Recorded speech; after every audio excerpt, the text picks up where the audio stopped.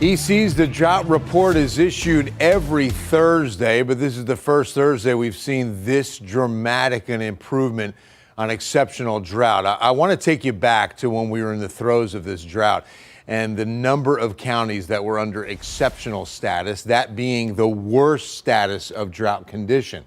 There's no worse condition, exceptional, highest on the scale.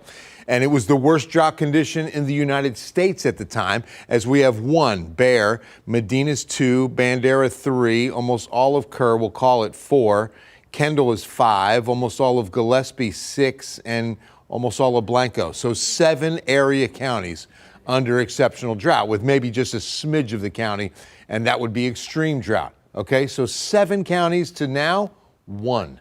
Look at that difference today. We've got 1 county, it's Medina, that's under exceptional drought. We've still got extreme drought for almost all of Bexar County and Atascosa County.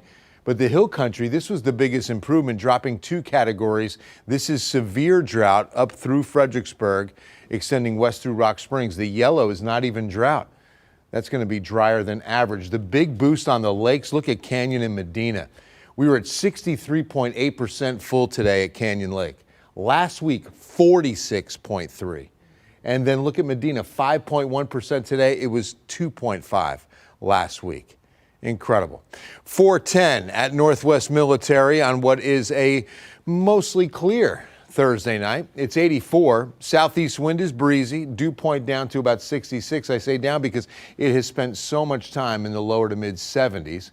Highs today, mid 90s to some upper 90s. We're starting to see some flirtations with triple digits. We've got it at Floresville, 96 to 97 on the Rio Grande, Cotulla 98, but we stopped at 95. There were only a few showers east, mainly towards Houston, a couple of sprinkles down near Lavaca County. That's about as close as it got. High pressure strengthens, it weakens this upper level ridge. When it strengthens, we're not getting any rain. When it weakens, we can sneak in a few showers.